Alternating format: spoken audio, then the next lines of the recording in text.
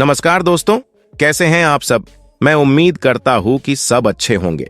दोस्तों, श्रीलंका में कई स्थान चिन्हित किए गए हैं जहां रामायण से जुड़े प्रसंग बताए जाते हैं, जिसमें बताया जाता है कि सीता हरण के बाद की घटनाएं कहां हुई थीं और आज वहां क्या है।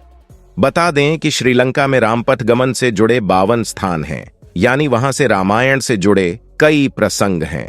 जैसे सीता माता को कहां रखा गया था, अशोक वाटिका कहां थी, भगवान हनुमान ने कहां से लंका में आग लगाना शुरू की थी, रावण का महल कहां था। तो आइए जानते हैं। और क्या आप भी इस बात पर यकीन करते हैं कि रावण की मम्मी आज भी जिंदा है। श्रीलंका में आज भी रामायण से जुड़े कई ऐतिहासिक स्थल मौजूद हैं जो बीते हुए रामायण काल के इतिहास के बारे में बताते हैं। इन बातों को तो सभी जानते हैं कि जब भगवान राम और लंका अधिपति रावण के बीच युद्ध हुआ था, तब प्रभु श्री राम जी ने रावण का वध किया था और रावण के अंतिम संस्कार के लिए उसके शव को रावण के भाई विभीषण को सौंप दिया गया था।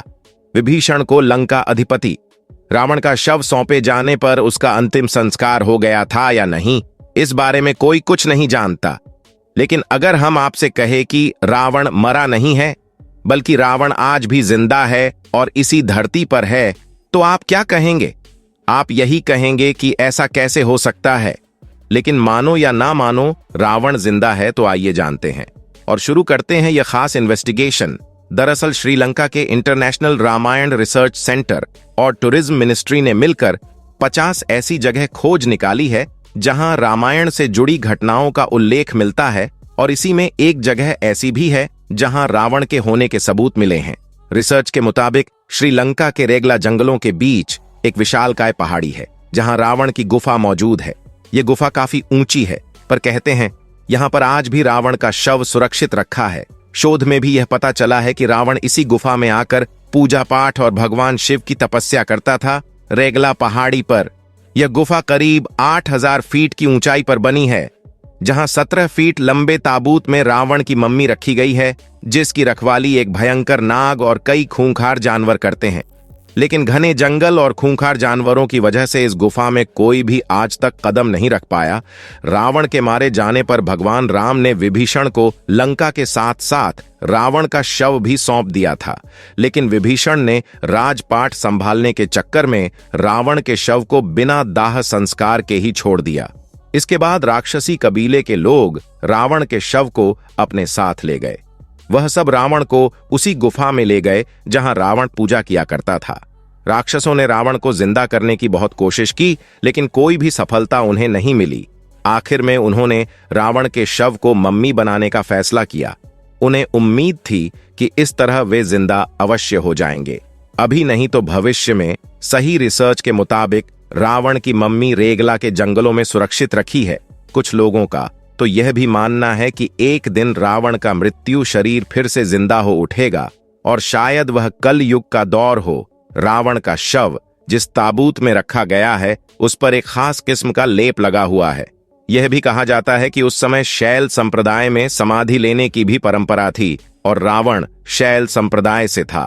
कहते हैं इसकी वजह से ताबूत आज भी सुरक्षित है। और हो भी क्यों ना, इस ताबूत की लंबाई है 18 फीट और चौड़ाई 5 फीट। कुछ लोगों का यह भी कहना है कि इसी ताबूत के नीचे रावण का बेशकीमती खजाना दबा हुआ है। दोस्तों, रावण ने जिस जगह पर माता सीता का हरण कर कर रखा था, उसके पास एक झरना है जहां की चट्टानों पर अभी भी हनुमान जी के पैरों के निशान मिलते हैं। आपने कई सारी वीडियोस में भी देखा होगा। श्रीलंका में एक ऐसी गुफा है जिसका नाम है रावणनास केव।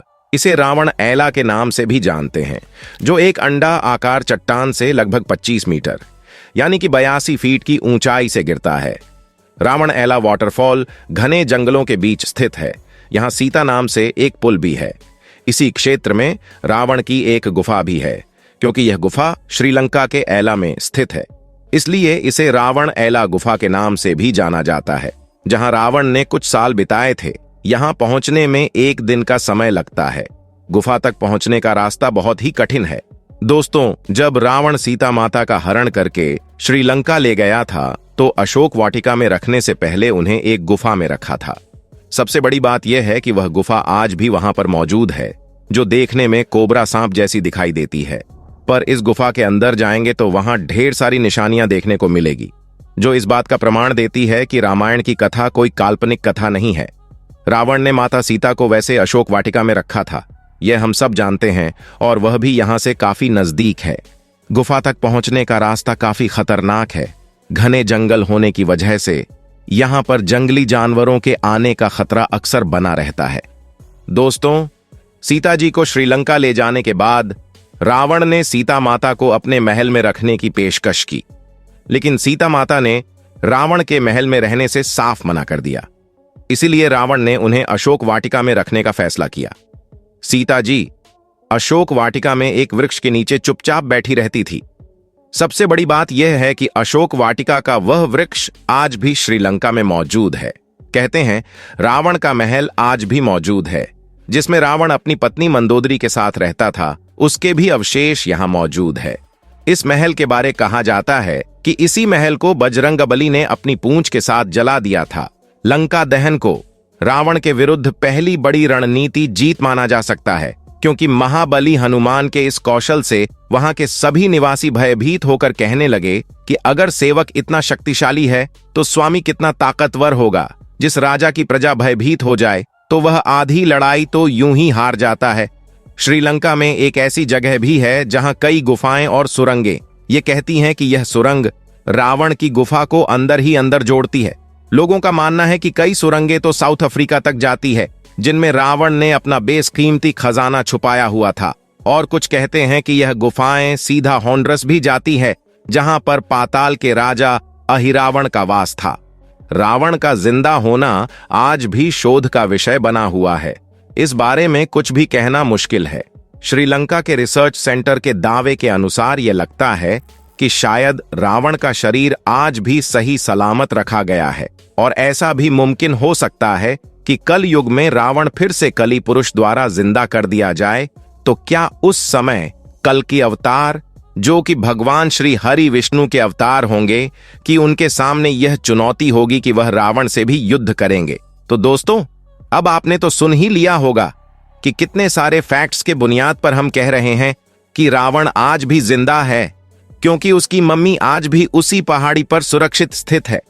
देखा जाए तो रावण एक बहुत बड़ा विद्वान, राजनीतिज्ञ, सेनापति, वास्तुकला का झांता और साथ ही बहुत सारे ज्ञान विज्ञान से जुड़े ग्रंथों का झांता रावण था। अपनी सिद्धि और तपोबल के जरिए उसने अपने जीवन में बहुत सारी मायावी शक्तियां अर्जित कर ली थीं, जिसकी वजह से उसे इंद्रजाल, तंत्र मंत्र, सम्मोहन और न जाने कितने प्रकार के जादू करने के लिए वह विख्यात था। यदि संक्षिप्त रूप में कहें तो रावण एक ऐसा व्यक्ति था जो भगवान की तरह ही 64 कलाओं में निपुण था। रावण भले ही कितना बड़ा अधर्मी रहा हो, परंतु वह आरंभ काल से ही भगवान शिव की भक्ति में लीन रहा करता था और भगवान शिव को ही सबसे बड़ा मानता था। रावण को गीत संगीत से बहुत ज्यादा प्रेम था। इसके चलते ही आपने बहुत सारे चित्र में रावण के हाथ में वीणा देखी होगी। रावण वीणा वादन किया करता था और वह इतना अच्छा वीणा बजाया करता था कि स्वर्ग लोक से देवता आकर उसके वीणा वादन को सुना करते थे। वैसे तो रावण के महल में रानीवास में हजारों रानियां रहती थीं, परंतु उनका सबसे पहला विवाह मंदोदरी से हुआ था। पौराणिक इतिहास में यह भी बताया जाता है कि मंदोदरी राजस्थान के जोधपुर के पास के ही एक क्षेत्र जिसका नाम मंडोर है, वहां की रहने वाली थी। उनका विवाह रावण के साथ हुआ, जिसके बाद उन्होंने कई सारे पुत्रों को जन्म दिया। रामायण के अनुसार जब सीता माता का हरण हुआ था, तब इसी बीच सीता माता की खोज में राम जी की मुलाकात हनुमान जी से हुई। इसके बाद हनुमान जी हर रोज एक स्थान पर श्री राम की प्रतीक्षा किया करते थे। आज इस स्थान को हनुमान घड़ी के नाम से जाना जाता है, जहां पर हनुमान जी का एक बहुत बड़ा मंदिर है। सबसे बड़ी बात यह है, रामायण में भी आपको इस मंदिर का उल्लेख साफ साफ देखने को मिलेगा। इसके अलावा रामायण में आपने ये भी पढ़ा होगा कि एक बार लक्ष्मण मूर्छित हो गए थे। उस वक्त हनुमान जी हिमालय गए और वहां से संजीवनी बूटी का एक पूरा का पूरा पहाड़ उठाकर ले आए थे। लेकिन कई लोग पूछते हैं कि जब हनुमान जी उस पहाड़ को उठाकर श्रीलंका तक ले गए तो आखिर वो पहाड़ है कहां? चलिए आज आपको इसके भी दर्शन करा देते हैं। जब आप श्रीलंका जाएंगे और रामायण के तथ्यों को ढूंढने की कोशिश करेंगे, तब आपको वहां पर एक बहुत ही विशाल पहाड़ देखने को मिलेगा, जिसे आज द्रोणागिरी पर्वत के नाम से जाना जाता है। दोस्तों, ये वही पहाड़ है जिसे हनुमान जी उठाकर श्रीलंका तक ले आए थे। रामायण युद्ध के दौरान रामायण में ये साफ साफ बताया गया है कि रावण अपनी लंका की सुरक्षा बड़े बड़े विशाल हाथियों की मदद से करता था। आज के पाए जाने वाले हाथियों की तुलना में ये हाथी कई गुना ज्यादा बड़े और विशाल थे। अब श्रीलंका ने पुरातत्व विभाग ने शोध करने शुरू किया है, तब उन्हें हाथियों के ऐसे जीवाश्म मिल रहे हैं जो आज के पाए जाने वाले हाथियों से कई गुना ज्यादा बड़े थे। रामायण अगर आपने पढ़ी है या देखी है तो आपको इतना तो पता ही होगा कि एक वक्त ऐसा भी आया जब हनुमान जी ने अपनी पूंछ से पूरी की पूरी लंका जला दी थी। इसका सबसे बड़ा सबूत यह है कि आज भी यहां पर काले रंग की मिट्टी देखने को मिलती है, जो ये साबित करती है कि इतिहास में यहां पर कभी बहुत बड़ी आग लगी थी। रावण का वध करने के बाद एक ऐसा भी समय आया जब सीता मां को अपनी पवित्रता साबित करने के लिए अग्नि परीक्षा देनी पड़ी थी। सबसे बड़ी बात यह है कि जहां पर सीता माता ने अग्नि परीक्षा दी थी, आज भी वो स्थान पूरी तरह से सुरक्षित है। राम जी के द्वारा रावण का वध किया गया, लेकिन रावण एक ब्राह्मण था। हिंदू मान्यताओं के अनुसार किसी भी ब्राह्मण की हत्या करना सबसे बड़ा पाप है। इसी पाप से छुटकारा पाने के लिए राम जी ने भगवान शिव की आराधना की। शिव जी प्रकट हुए और उन्होंने राम जी से कहा कि अगर इस पाप से छुटकारा पाना चाहते हैं तो तुम्हें 4 शिवलिंगों की पूजा करनी पड़ेगी। रावण के वध के बाद राम जी ने लंका का सारा भार विभीषण के हाथों सौंप दिया था। इसके बाद विभीषण ने कलानिया नदी के करीब अपना एक महल बनवाया था, जिसका सबसे बड़ा सबूत हाल ही में मिला है।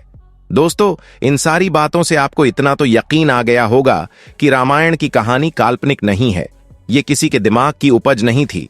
तो आज की वीडियो में इतना ही नहीं, हमारी इस वीडियो को लाइक करें और इसी तरह की वीडियोस देखते रहने के लिए हमारे चैनल को सब्सक्राइब करें।